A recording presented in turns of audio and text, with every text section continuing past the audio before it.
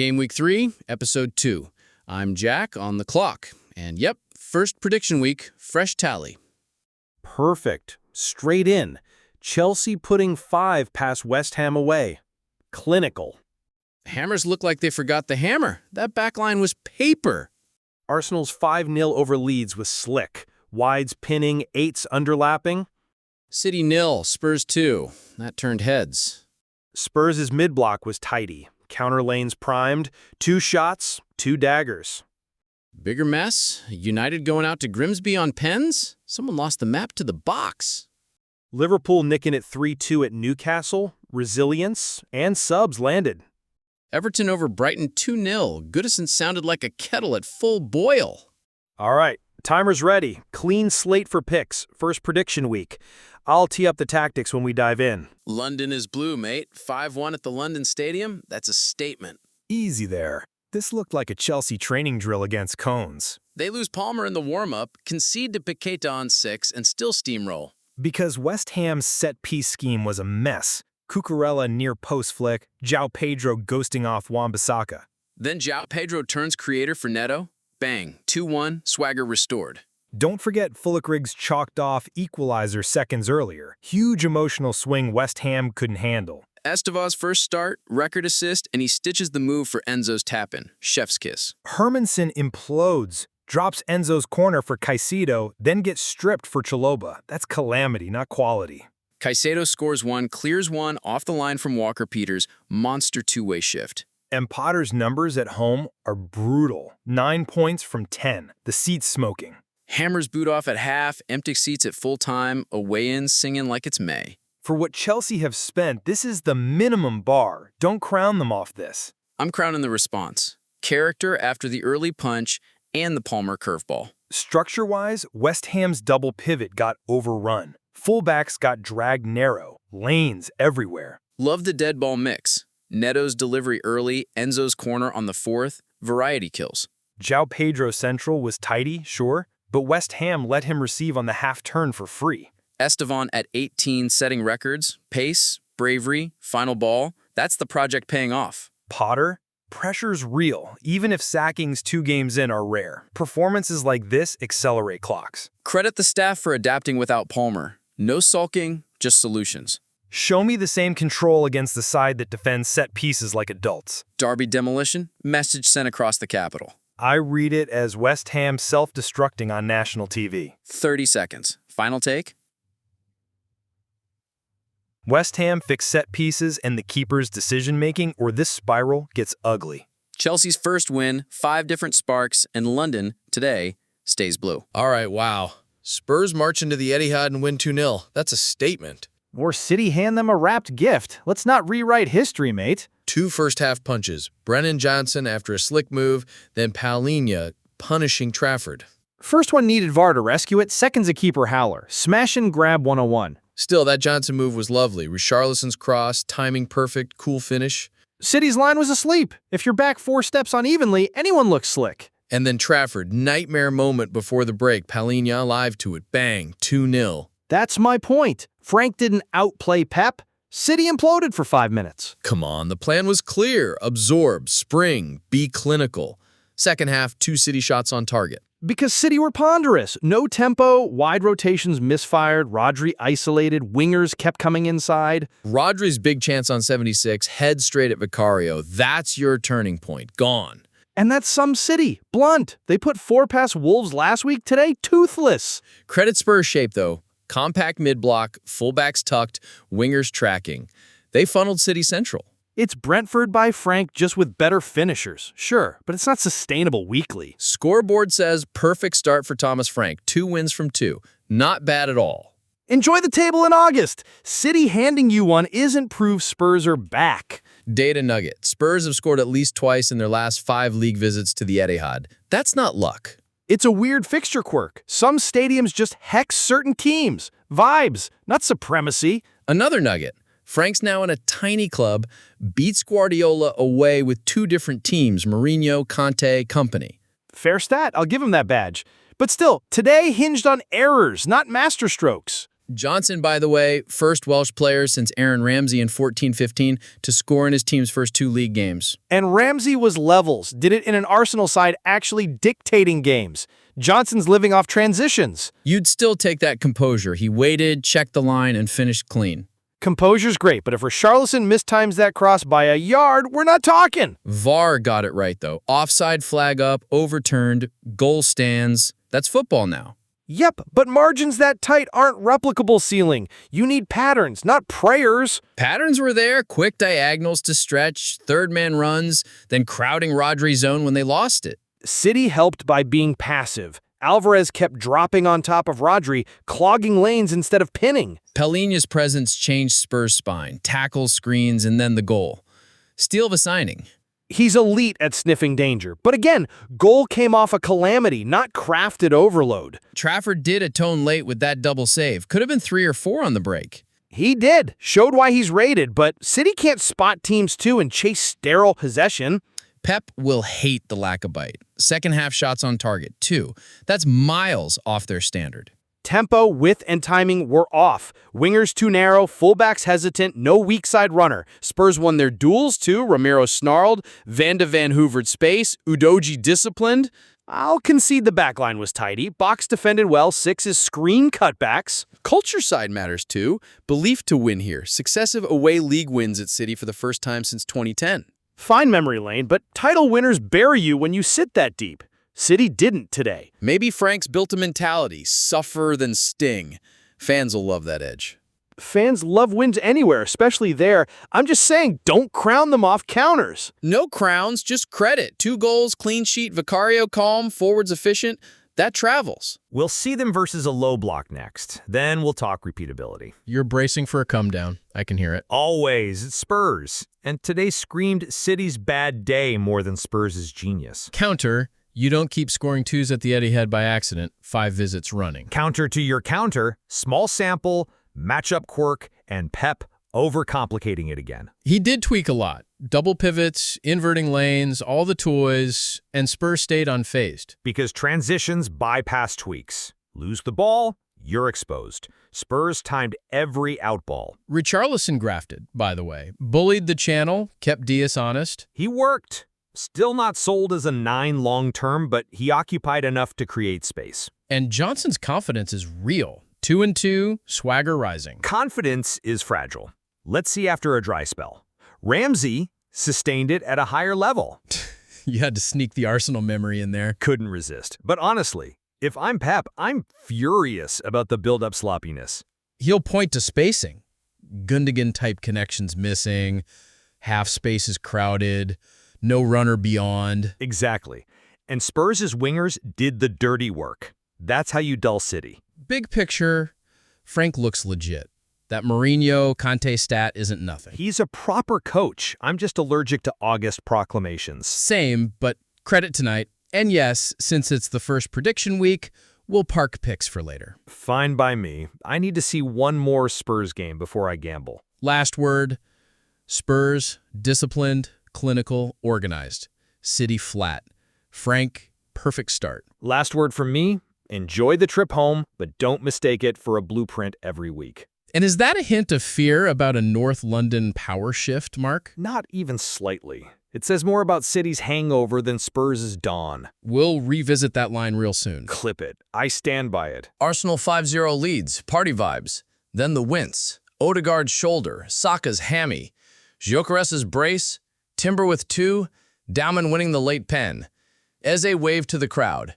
Liverpool next. Mark, start with the fun. It was control from minute 1. Clean structure, aggressive press, tidy rest defense. Leeds couldn't breathe. Timber, timing his entries was perfect. First one's a back post ghost, fourth from a recycled phase. Smart, repeatable patterns. Gyökeres finally showed the near post surge and hold up wall. Penalty to cap it was deserved for the volume of threat. Pyrrhic though, isn't it? Captain off before the break, Starboy grabbing his hammy, Havertz already out. House of Cards vibes.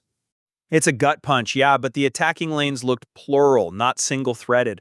Left, right, central, set plays. It wasn't fragile. Plural until Liverpool press your soul out. Without Odegaard's brain and Saka's gravity, who's stitching it together? You tilt the plan. Faster diagonals, underlaps from fullback, more direct into Gyökeres, lean hard on set pieces, keep the platform. Downman, though, 15. Second youngest ever. 2 shots, 3 dribbles, wins 5 of 7 duels, wins the pen. That's fearless. He found pockets, didn't hide, and forced contact. You protect him, but that cameo had real intent. Did Odegaard going off change rhythm for you or just vibes? Structure held. Nwaneri slotted into the lanes, spacing stayed honest, counter-press tidy. They kept Leeds pinned. Leeds looked spooked all night. Bottom half now, and they earned it. Shape was too narrow in midfield, backline jumped without cover, second phase set-piece marking was loose. That's punishable. So the 5-0 wasn't flattery? You'll stamp it as process, not chaos? Process. Rotations, overloads, regains in good zones, not a heat check game it tracked. Still, Saka's hamstrings don't care about your process. If he's out, that's half your threat vector. You redistribute. Use underlaps and late box runners, ask the 8s to carry more, and make Gyökeres the gravity point. And Ezzy's presentation teased hope, but that's not solving Anfield on Sunday.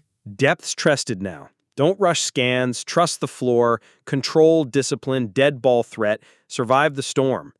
For Leeds, harsh lesson. You give Arsenal easy channels, you get a hiding. They need compact exits and better lane protection, or any big side will rinse them again. Time check. Liverpool next. Confidence level. Cautiously optimistic. If even one of Saka or Odegaard is fine, the platform's enough to compete. And if neither makes it? Then it's grind mode. Own territory, win restarts, ride Gyökeres' presence, and nick margins. Grimly efficient Arsenal? I'll believe it when I see it. Craven Cottage chaos, mate. Fulham 1, United 1, and Amorim's men still winless. 16th in the table. What a treat. It started wild. First 2 minutes, Cunha lashes one over, then clips the post. Leno's busy right away. But the headline is Bruno skying that penalty. Ball's probably still rising. 5th PL miss since 2020. Unreliable, isn't he? Technique was off, leaned back, plant foot too close, and as captain, you just can't do that in a momentum moment. United even needed a fluke to score. Your own nods it cannons in off Paul Muniz. That's not attacking craft, that's pinball. Yeah, Euro attacks the cross, chaos at the back post, Muniz unlucky, fortuitous rather than constructed. Then Fulham roll out the now standard routine. Super sub arrives, immediate impact. Smith Rowe scores within 94 seconds. Chef's kiss. Lovely bit of timing. Iwobi darts wide to in, fizzes the ball across, and Smith Rowe arrives between center back and fullback. Clean poke. And it's not a one-off. 4 of the 6 fastest sub-goals since last season are Fulham's. They've gamed the bench to perfection. United, after halftime, lost their structure. Wide rotations got messy, Cunha ended up isolated, and Mount Fernandez were on the same lines. Amorim's men huffed and puffed, and honestly, their attack evaporated. First half zip, gone. Tempo slowed, no third-man runs, fullbacks pinned by Fulham's wingers. The midfield couldn't reset the rhythm. Credit to Leno, too. Massive one-on-one save on Cunha early. That's a game swinger. Exactly. Keepers earn you points, then the mid-block does its job, then the subs change the picture. Maguire nearly bundles one late, and then Anderson has folks gasping at the other end. Nerves everywhere. Late aerials both ways, but there wasn't enough pattern play from United in the final 20 to create a real flow. I love that it's Smith Rowe doing it to United, by the way. Pure chaos energy. I'm pleased for him. Arsenal Academy product showing his quality with sharp movement and calm finishing. Back to Bruno, only Rooney's missed more for United. For a captain? Yikes! That's the moment to settle everyone. Go 1-0, control the tempo, silence the cottage. Instead, momentum flips. Exactly. Miss, belief floods into Fulham, and wham, the equalizer lands. Give Silva credit. He times the changes, gets Iwobi stretching angles, and Smith Rowe ghosting the blind side. That's coached. And it's a trend. Muniz was the super sub at Brighton last week, now SR. Fulham's bench is practically a cheat code. On United, the front 5 didn't coordinate enough. Cunha's early movement was good, but he didn't finish the key chances. Hits the post on 2 minutes, then gets stoned in the 14th. That's your margin right there. He rushed the one-on-one, opened the body, Pass it into the far corner. Details matter. And Bruno's balloon pen was the perfect comedy capper. Jokes aside, Amorim needs cleaner spacing and maybe rethinks the penalty order if confidence is wobbling. I'd let literally anyone else take the next one. Unreliable label is stuck right now. For Fulham, it's encouraging they can change games without overcommitting. The bench is a weapon, not a patch. The cottage was bouncing after the miss. You could feel it. United's counter-press faded after 70. Second balls were Fulham's, which kept United penned and frustrated. Table check. Fulham 13th with 2 draws. United 16th with a lonely point. Delicious. 2 matches, 0 wins. It's worrying if their chance creation keeps dipping after halftime. Deadpan. Pathetic start, if we're honest. Fixable, but they need bravery in selection and to stick to the automatisms when the crowd turns. Until then, we feast on the chaos. And Fulham deserved the flowers, smart, organized, and ruthless with the subs. I can't even get the words out. Grimsby knocked United out on pens. League 2 Grimsby. It's a tactical car crash, mate. 2 first-half goals from basic errors. That's not bad luck. Onana getting done at his near post by Vernam, then flapping a corner. Comedy hour. The near post one's footwork and set, he's square, late to push. Then on the corner, no command. Terrell Lauren pouncing like he'd been told, lads, it's Onana. And he was right. Grimsby targeted that zone. Blockers on the 6, runner peeling off, it's drilled work. United laid siege after, sure, but 28 shots for 2 goals? Wasteful doesn't cover it.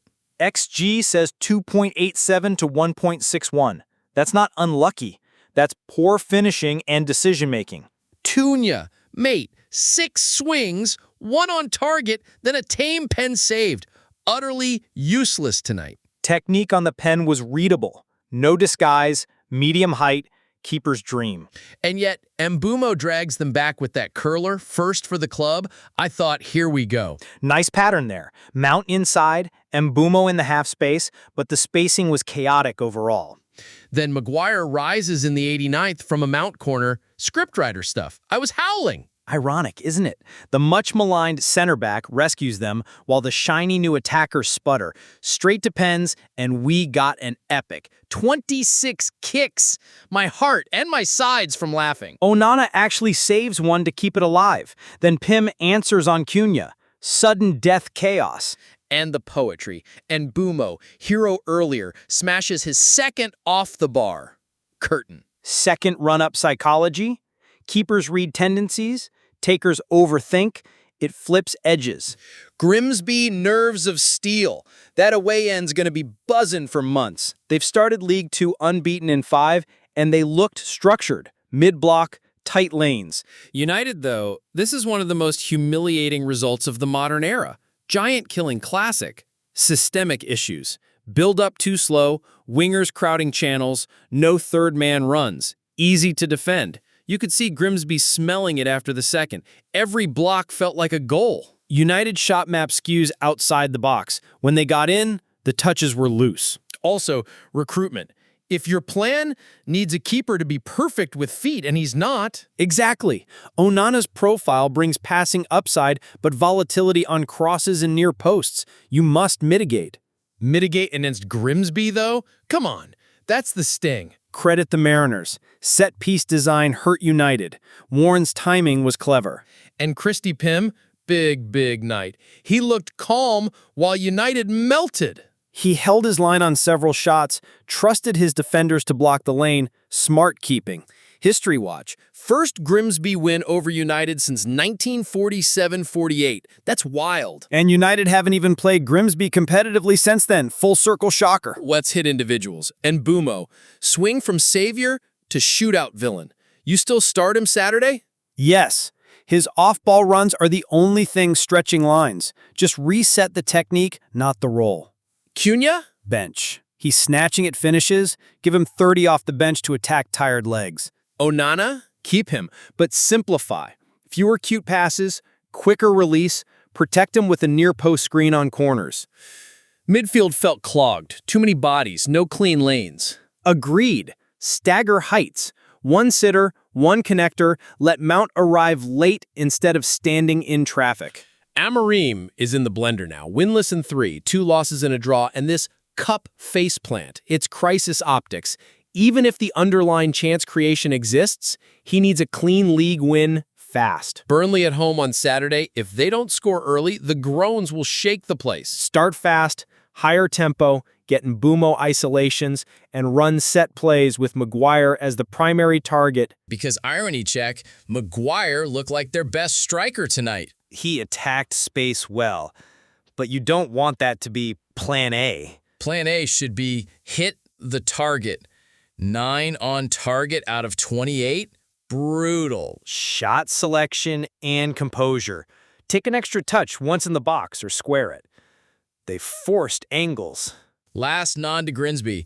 Every duel felt personal. They earned it, then held nerve in the marathon. Exactly. Structure plus belief. That's how giant killings happen. United fans, I'm sorry. But also, I'm not. I can't wait for Burnley. Clock's red. We're out. That was glorious chaos, mate. Instant classic at St. James's. Pure mayhem. And the 16-year-old wins it in the 100th minute? Wild. Rio Numoha, 16, Premier League debut, cold as ice into the far corner. Liverpool's youngest PL scorer, 4th youngest in league history, and he does it that late? That's fairy tale stuff. Only Rooney scored a winner younger and, latest winner since my guy Cole Palmer hit 141 v United. Enjoy your Palmer moment. But let's be real. Liverpool needed a miracle against 10 men for half the game. That's damning. Exactly. How does a team that dominant need the kid to bail them out at 99-44? Game management fell apart. With a man advantage, you lock it down, not invite 20 minutes of aerial bombardment. And it should have been smooth after the Gordon red, right? Stoppage time lunge on Van Dijk, totally avoidable. Completely. They're 1-0 up off Gravenberg's strike. Gordon walks, then Ekitike clips the post seconds into the second half. Newcastle wobbling. That post felt like the cue for Liverpool to cruise. Instead, chaos. Newcastle just kept slinging crosses. Because Liverpool lost their rest defense shape. The midfield line was too flat, fullbacks too high, and second balls went Newcastle's way. Bruno's header on 57 was classic. Don't deal with the first cross, don't deal with the second cross. Crowd went feral. Yep. And once the cauldron lit, every diagonal turned dangerous. They let the rhythm be Newcastle's, even with 10. Fast forward to 88, Dan Burns flick, William Asula ghosts off Kanate, and boom, 2-2. Nightmare defending. Kanate switches off. Body orientation's wrong. He doesn't check the blind side. That's a tape we'd target all week. You're already licking your lips for Arsenal, aren't you? Absolutely. Back post overloads, late runners, second phase crosses, we'll fancy it. Asula's move is a blueprint. Before the dagger, though, Newcastle looked like they'd stolen a point that felt impossible at half-time. Because Liverpool slowed it. Too many touches in front, not enough deep control behind. It's the classic 11v10 trap. And mentally, the mentality monsters tag doesn't fit when you're wobbling to 10 men at St. James's. I'm not buying that tag off this. They got out of jail via a teenager's brilliance. Credit the kid, not the structure. Let's give the kid his flowers, though. Salah's pass, Sabozla's genius dummy, Numoha shapes it beautifully, far corner, Pope rooted. The timing was elite. He checks the line, arrives on the blind side, sets early, opens the foot. That's composure. He doesn't even turn 17 till Friday. That's mad. Mad and instructive. Sometimes new blood plays without fear. But you can't rely on that week to week. Atmosphere-wise, you felt the Isaac noise humming through the place. Speculation, transfer window nerves, all of it. It fueled them after the red. 10 men, siege mode, straight lines, direct balls, and second balls. Old school, effective. And Hugo Ekitike, Newcastle once chased him and he nearly buries them with that post hit. Plot twist. That miss kept Liverpool in comfort, and they squandered it anyway. That's the concern. So, tactically abysmal with a man up, your words. Happily repeated. Line spacing wrong, rest defense too thin, and transition counter-pressure non-existent after they went 2-0 up and feeling. And Newcastle is sitting 15th with a single point. Busy window still ahead for them. This felt like spirit, not system. Exactly. Spirit carried them, but Liverpool handed them belief. Against us, we'll punish those gaps more clinically. Who's your matchup? Martinelli on that back post line over Kanate? That and Havertz attacking the second ball. Saka switches to whip the far stick. Late midfield runner arrives. It's all there. If you've basically turned Asula's touch into a training drill. Because it is. Body shape, channeling, blindside checks. Kanate has to clean it up. We'll test him. Liverpool fans will say we still win, we're on max points with Spurs in your lot. Scoreboard truthers. Fair, the points count, but process matters in August. This process screams vulnerability. And the red card. Anthony Gordon just lost his head. No arguments, right? None. It's a lunge you can't make. Left your mates with a mountain for 45 plus stoppage. Still, if you're Klopp, you're furious at needing stoppage time heroics after that advantage. You're drilling set-piece defense and rest defense Monday morning, non-negotiable. Also, shout Gravenberch. Lovely strike, skipped off the turf, set the tone. He was their best midfielder until the structure loosened, then he got dragged into chaos like the rest. Do you buy Liverpool's right side handling overloads next week? Saka's licking his lips if that line keeps dropping. Will pin him. You pull their fullback high with width, hit the half-space runner, and isolate the far post. It's repeatable. On the flip, Salah still split them with that feed at the death. He only needs one window. Salah's inevitable, so we control where he receives. Touchline, not inside, then win the next duel. Discipline. Back to the kid. Gumoa's going to wake up Friday 17 with a highlight that lives forever. He's earned the montage. But let the hype not mask the cracks. A debut winner doesn't fix structure. Also, timing 99.44, fourth latest PL winner. That's pub quiz royalty. And the latest since that Palmer chaos. Yes, I know you're smiling. I can't help it, but I'm not letting Liverpool off. 10 men and you almost bottle it? Come on. We haven't even mentioned their counter-press after turnovers. First contact was slow, channels opened, big red flag. Newcastle's barrage, Burn, Trippier, anyone with a right boot, just chuck it in the mixer, old school, and it worked. Which tells you how fragile the back post was. When that many crosses create panic, structure's wrong. If Isak goes, they'll miss that extra quality, but the fight's still there. Credit for that. Spirit won't fix the table. They need points. 1 from 3, sitting 15th, window ticking, pressure's on. And Liverpool? Top with Spurs and Arsenal, but they don't scare you. Not off this. Threat up front, yes. Back end, we can get at them. We've seen the blueprint. Any tweak from Klopp that neutralizes your plan? Drop a midfielder deeper for rest defense, narrow the fullbacks when the ball's opposite side, and fix Konate's scanning. That'd help. And if they don't? Then we double down on the far post drift and punish it. Simple. And Gumoa aside, Soboslai's dummy was filthy. He sold the entire stand. That's IQ. He reads Salah's weight, freezes the line, and gifts Rio the picture. I can hear Jordy's groaning even now. From delirium at 2-2 to stunned silence in seconds. St. James's does swings like no other. Credit the crowd, they almost dragged a point out of thin air. Clock check, we've got a minute, so headline take. Liverpool, elite moments, shaky mechanics. Vulnerable to direct play and back post runs. We're ready. Newcastle, hearts of lions, brains switched off for the red, and the window can't end soon enough. And Gumoa, remember the name, but don't let the fairy dust fog your analysis. All right, Mr. Analyst, you sound very sure. Ready for Arsenal to expose all this, or setting yourself up to get sucker punched by that find-a-way Liverpool thing? I'm ready. Respect the threat, exploit the weakness. If they beat us, it won't be because we ignored the tape. Fair. And for tonight, it's Rio's night. 16, debut, 99.44. Football's a movie, man. Roll credits with a giant asterisk that says, fix your back post. Perfect. Whistle blown on that epic. Next up, can Arsenal actually cash that check you just wrote? Pen ready to sign it. Bayern 6-0 Leipzig. Kane hat-trick, Elise brace, Diaz running riot. Pure procession. Yeah, ruthless. But let's be real. They put up about 1.6 XG and scored 6. Elise looked Premier League slick. Diaz too. Feels like XPL All-Stars steamrolling Germany. Company's 4-3-3 morphed into a box. Third man runs everywhere. Gnabry's flick, Diaz bar in. Clinical finishing more than repeatable patterns. Kane sat his marker down, then turned into a training drill. That's what happens when a world-class 9 leaves Tottenham for a club that actually wins things. Leipzig's one spark, Noosa's banger, chalked off because the free kick restart was botched. Comedy of errors. Leipzig's press got split by simple wall passes. Bayern overperformed by miles. Don't bank on 6 from those shots every week. But the Allianz was bouncing. Olise chance already? Diaz felt like a day-one cult hero. Diaz's carrying lanes and Olise's half-space timing are sustainable. The finishing spike isn't. 14 straight unbeaten openers. It's the same Bayern march, just new faces. Statement win? Sure. But more about the league's parity gap than a tactical revolution. Clock's red. Kane's match ball. Leipzig shell-shocked. And the procession rolls on. That felt flat. Atlético 1-1 Elche at the Metropolitano, and it's now 3 without a win to start. Big summer spend, and they could be 5 points off the pace by Sunday. It's not a blip, it's structural.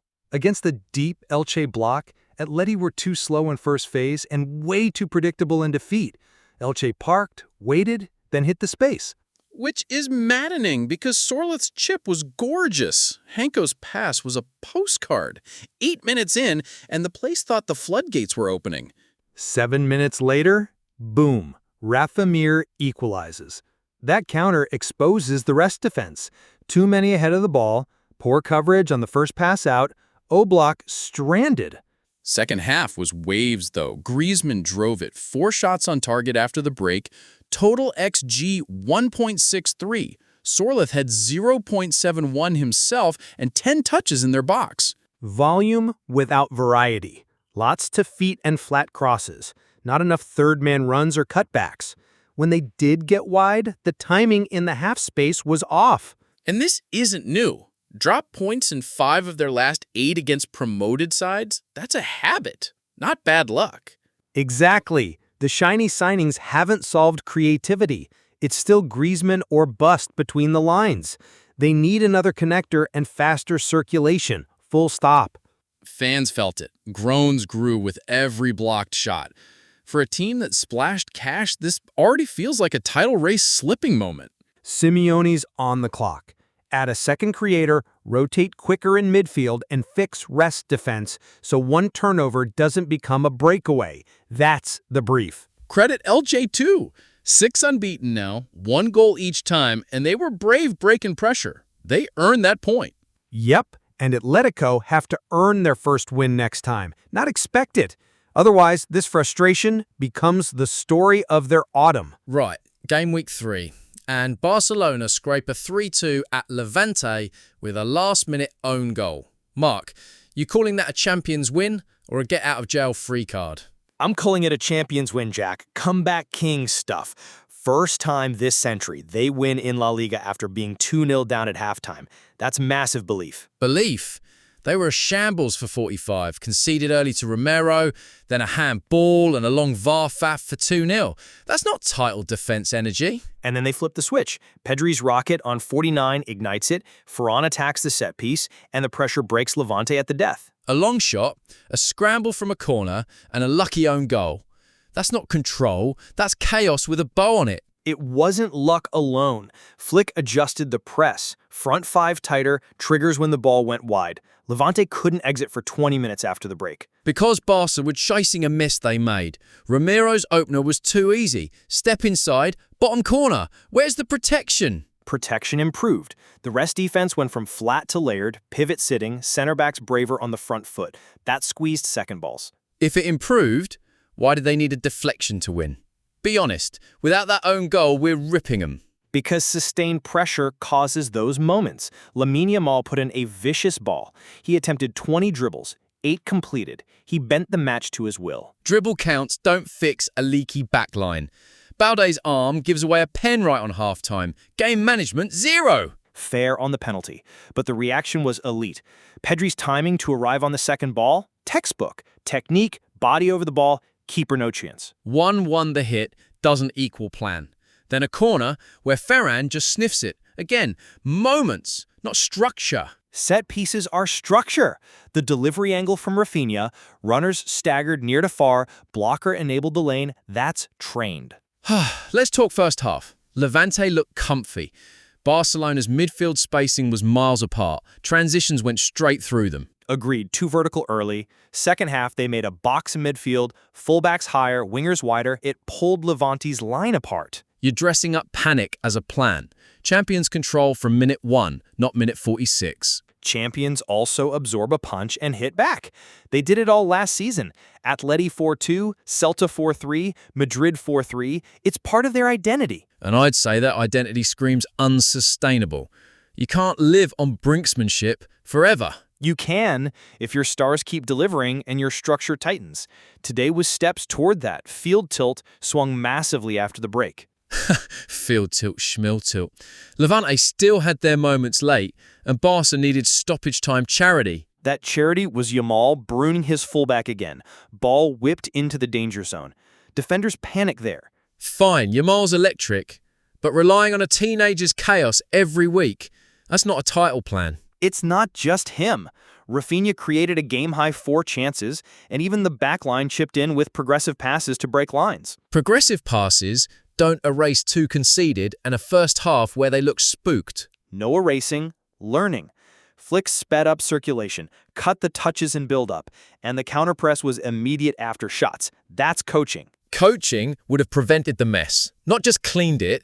Also, that VAR delay before the pen killed their headspace, still on them to reset faster. They did reset right after halftime. That's exactly the point. Pedri's goal flips the psychology and the geometry. Pedri was class, agreed. But let's not airbrush Ferran's earlier bar rattler. Fine margins both ways. Sure, but Ferran's movement kept surfacing. Near post, blindside, second phase, he kept asking questions. And the backline kept giving answers nobody wanted. They invite pressure with sloppy spacing. I'll grant you, the left side switched off twice before the interval. Tighten the distances between fullback and center back, and that chance volume drops. Also, set-piece defending looked nervy. If Levante had attacked the back post more, we're talking different story. And yet, Barça win the set-piece phase with that Ferran goal. That's a swing category in tight games. Let me time check us. 2 wins from 2, sure, but both heavy on drama.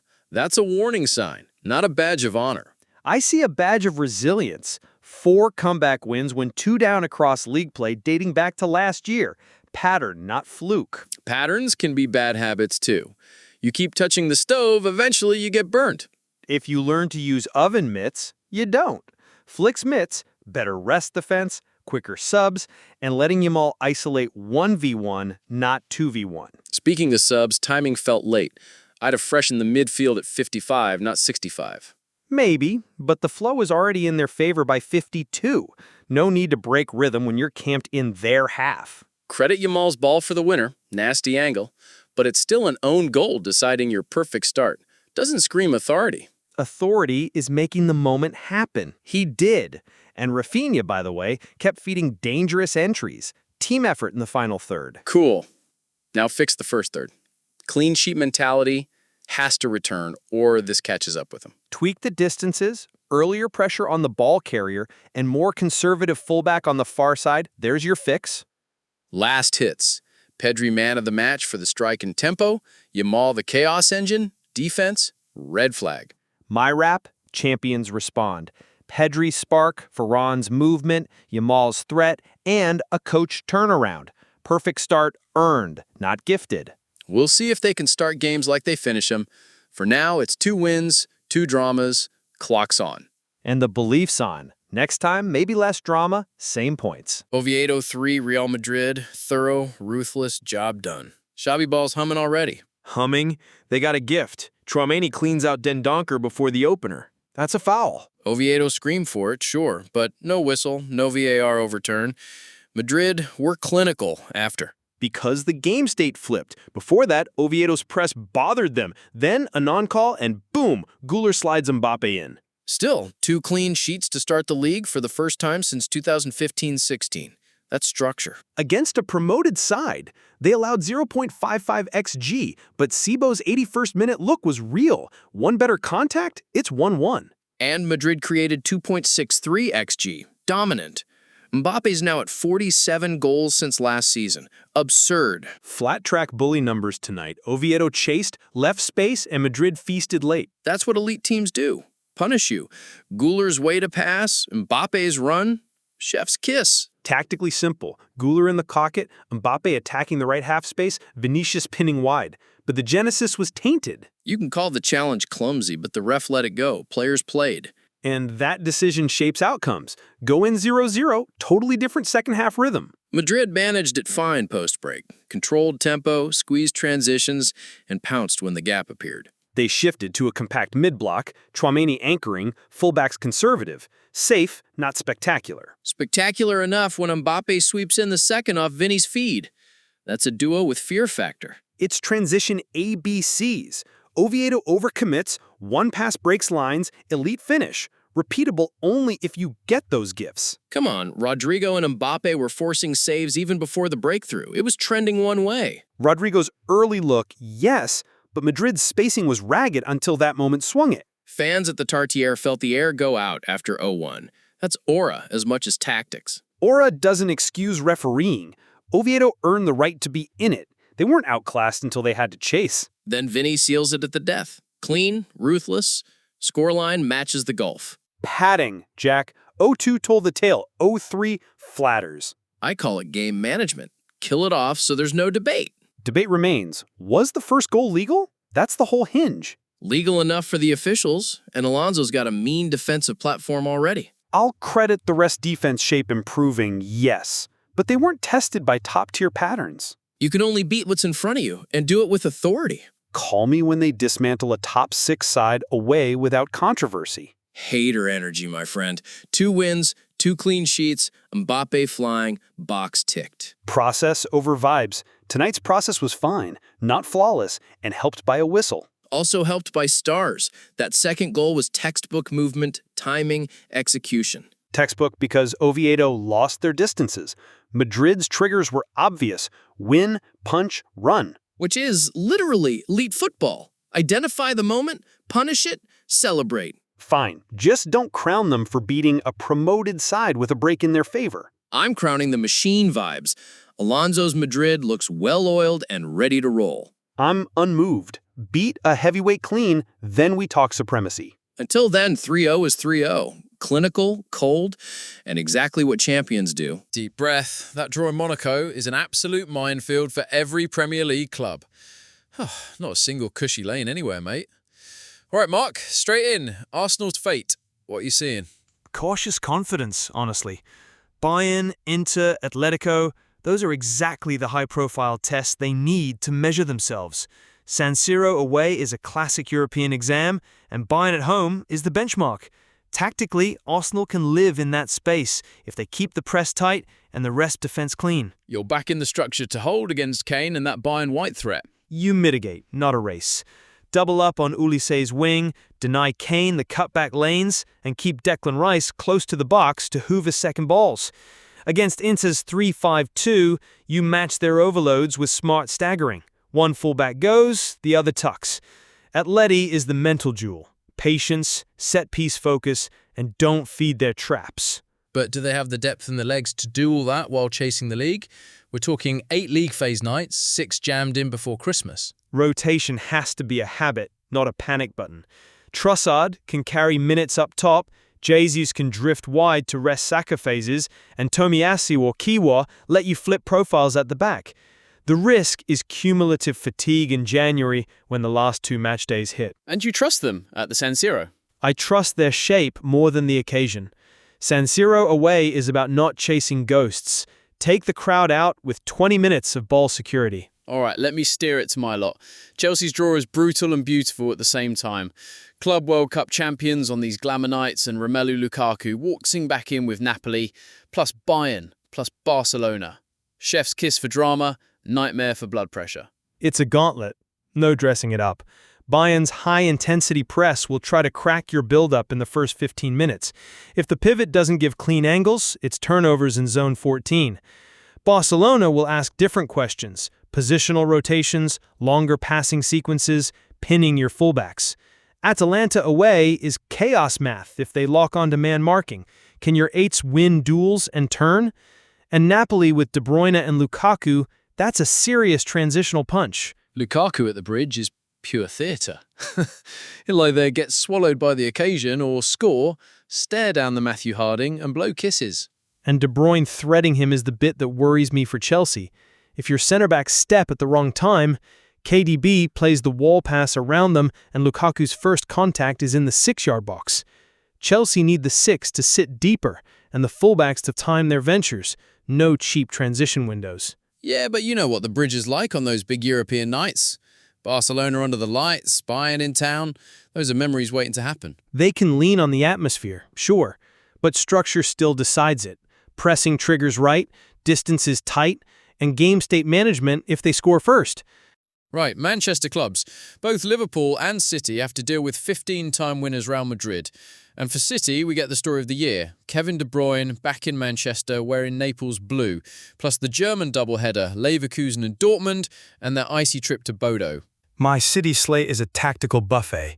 Real at the Bernabeu with Mbappe and Vinicius running channels, then a different type of suffering against Leverkusen's rapid circulation. Dortmund will test their set-piece and second-phase defending, and Napoli with De Bruyne, you can't lose your midfield compactness for even a second. He'll find the third-man runner. Does Pep change anything for Mbappe-Vinny transitions or just trust the backline to smother? He'll tilt the rest defense. One fullback stays home, the 6 sits, the nearest 8 sheets to the far side to block the switch, and you accept fewer bodies in the initial wave.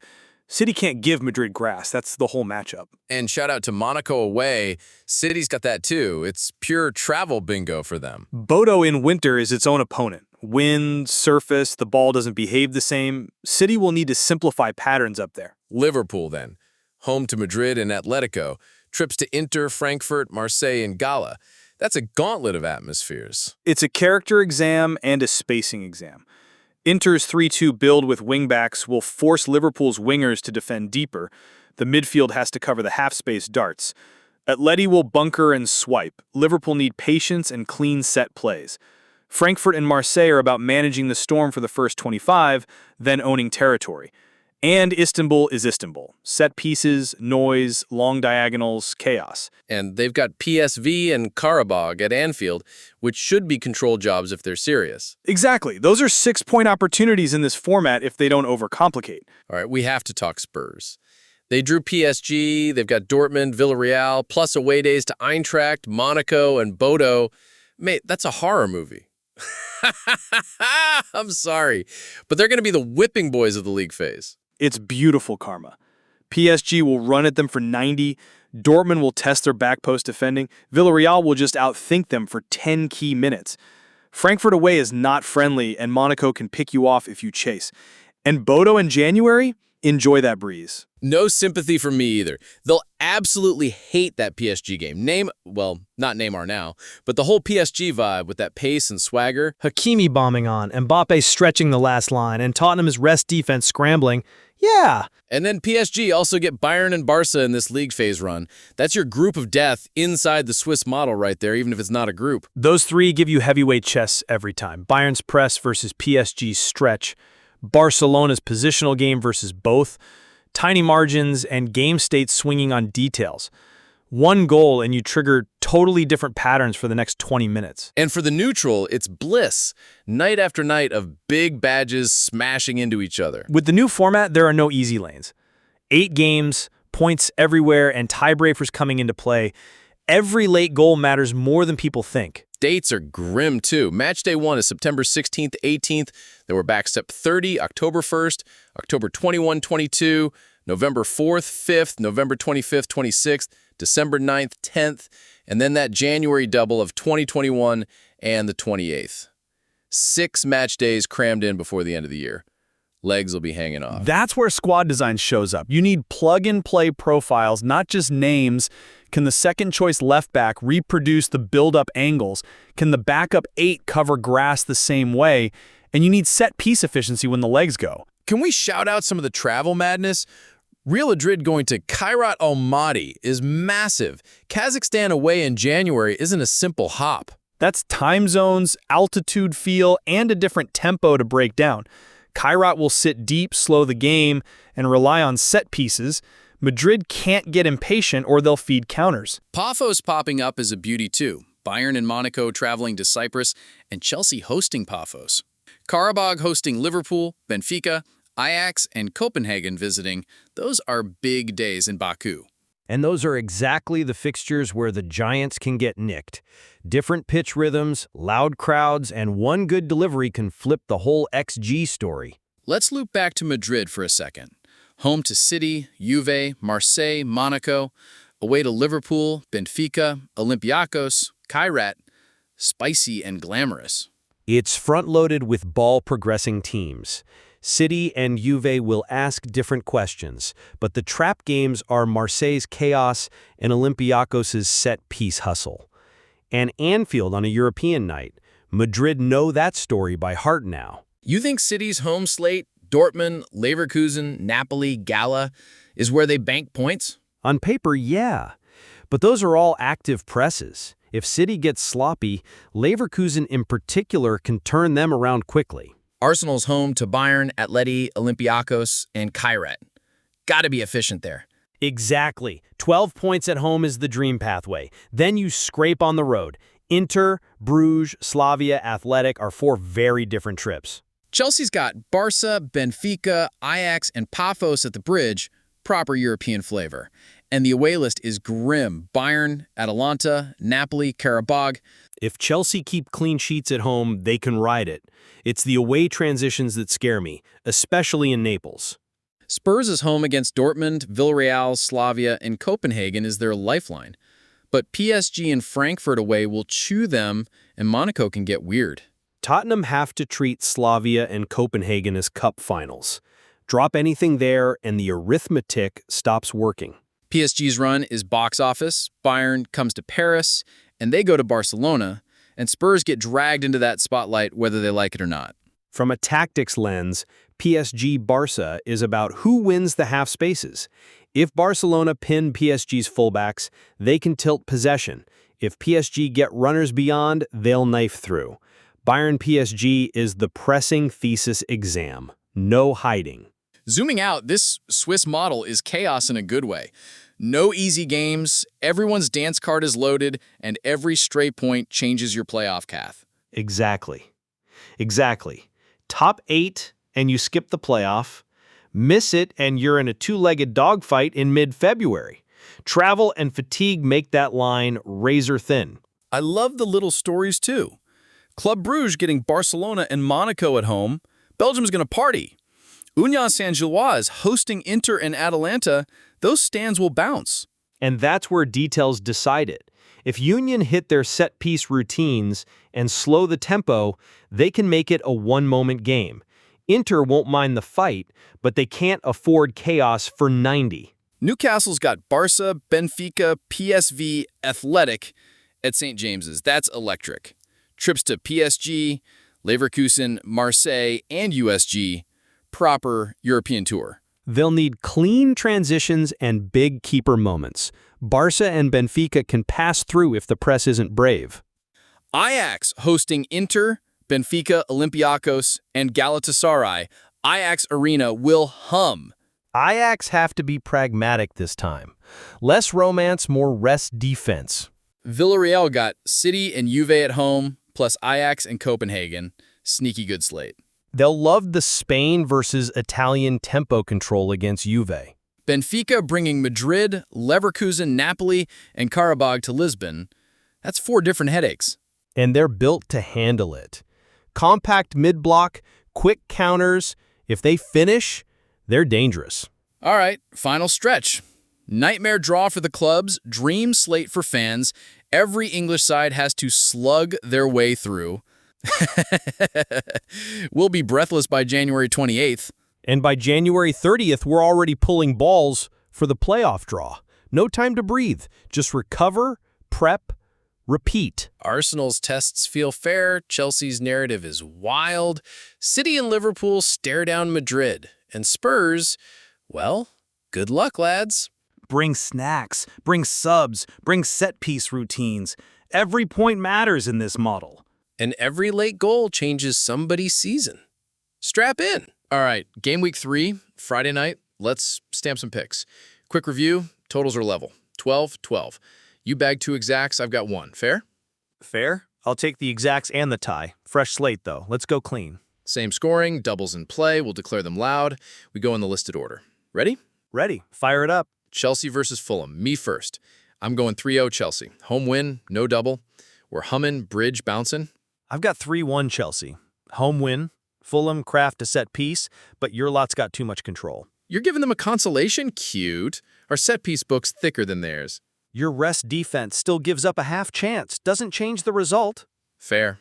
Palmer or no Palmer, rhythm's there. Lock it. Next. Onward.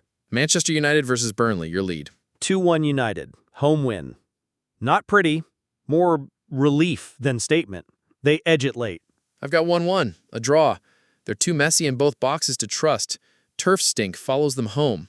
Burnley's press will have moments, but United should win the duels around minute 70.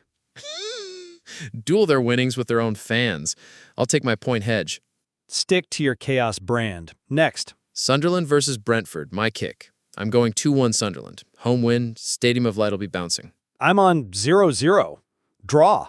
Brentford's structure smothers the tempo. Set pieces cancel out. You call it a vibes killer. I like their direct punch. Think they nick it late.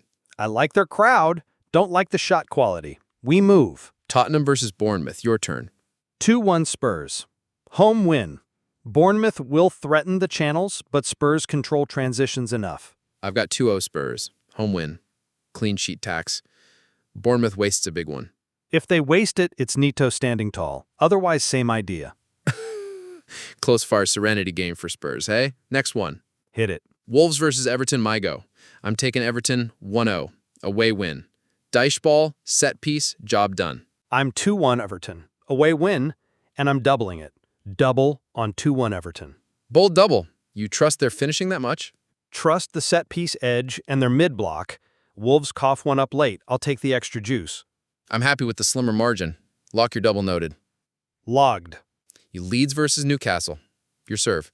1-1. Draw. Leeds press jolts them early. Newcastle stabilize and share it. I'm at 3-1 Newcastle. Away win. Too much power in wide areas. Counter rips them. If Leeds spacing stretches, your pick flies. I'm betting on Elland Road chaos cuts both ways. I'll gamble on a Gordon Clinic. Next fixture. Let's go Seaside. Brighton versus Manchester City. My lead. I'm on 3-1 City. Away win. Response game. Machine mode. I've got 5-1 City. Away win. Ruthless. In behind Brighton's high line once the dam breaks. 5 spicy. You're expecting the avalanche. Yep. Early control. Late pad. Brighton don't compromise their principles. City feasts on it. I'll cap it at 3. Still comfy. Move on. Forest time. Nottingham Forest versus West Ham. You're first. 3-0 Forest. Home win. West Ham's structure unravels when they chase. Forest love transition. I'm on 3-1 Forest, and I'm doubling it. Double on 3-1 Forest. Hammers leak. Home crowd pours it on.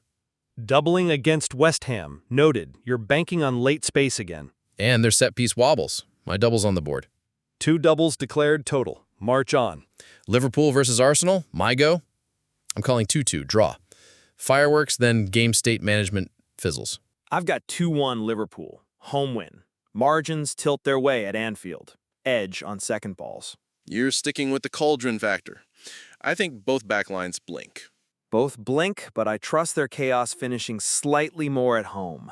Fine margins. Score draw for me. Next one. Villa versus Palace. My lead. 0-0. Draw. KG, compressed. Emery versus compact block equals stalemate day. I've got 1-0 Palace. Away win. 1 counter, 1 clean sheet. Pinch and grab. You're on the smash and grab tax again. Fair, if Villa's shot map turns sterile. I'm betting sterile.